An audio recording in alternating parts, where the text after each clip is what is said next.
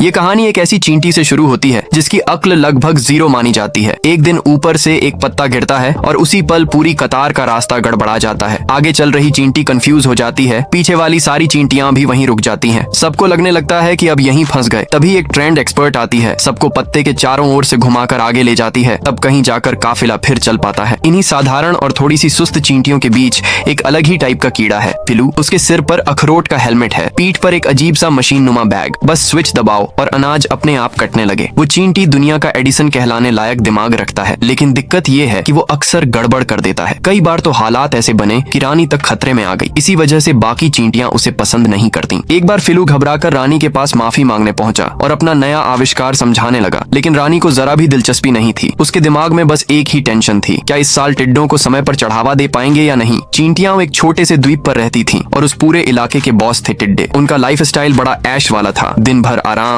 Massage, time pass. हर साल एक दिन आता था अनाज वसूली दिवस। जैसे ही पहरेदार सीटी बजाता, मतलब टिड्डों की फौज निकल पड़ी है। चींटियां घबरा जाती, जल्दी जल्दी अनाज चढ़ावे के पत्थर पर रखती और बिलों में छिप जाती। इस बार फिलू पीछे रह गया। हड़बड़ाहट में उसने अनाज और मशीन एक साथ नीचे फेंक दी। अगले ही पल पूरा चढ़ावा नीचे गिर गया। वो बचाने दौड़ा, मगर कुछ भी हाथ नहीं आया। मजबूरी में वो बिल की ओर भागा और रानी को चेतावनी देने ही वाला था कि तभी टिड्डों की पूरी फौज अंदर घुस आई। चढ़ावा न देखकर टिड्डों का सरदार भड़क उठा। सबके डरे हुए चेहरों के सामने वो अकड़ते हुए रानी तक पहुंचा। गुस्से के बावजूद उसने एक मौका दिया, कुछ महीने का टाइम, लेकिन शर्त सख्त थी। अगली बार अनाज डबल चाहिए, वरना कत्लेआम होगा। अब सबकी निगाहें फिलू पर टिक गईं। वो अपनी गलती सुधारना चाहता था। उसने सुझाव दिया कि द्वीप के बाहर जाकर मदद ढूंढी जाए। बुजुर्गों को ये आइडिया बेकार लगा, लेकिन सोचा फिलू बाहर रहेगा तो कम से कम यहाँ गड़बड़ नहीं करेगा। रानी ने इजाजत दे दी। फिलू अकेला निकल पड़ा। वो पहुंचा कीड़ों की बड़ी सी चमकदार सिटी में, जहाँ ट्रैफिक सिग्नल चलाने वाले कीड़े थे, पैरों से वाद्य बजाने वाले भी, और बसें तक कीड़ों की थीं। एक बार में उसने ताकतवर लड़ाके ढूंढने की कोशिश की, लेकिन वहाँ कोई सीरियस नहीं ले रहा था। तभी कुछ हरे सिर वाले मक्खी टाइप गुंडे आए और लेडी बर्ड से उलझ पड़े। हंगामा हुआ, बार तबाह हो गया। फिलू को लगा लेडी बर्ड्स ने जीत हासिल कर ली है। उसने गिड़गिड़ाकर उनसे मदद मांगी।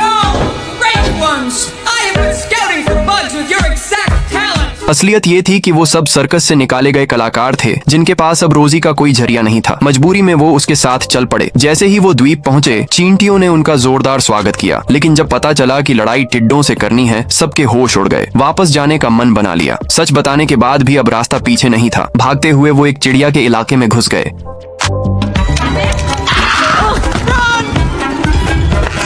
Boy, he runs fast for a little guy. Wait!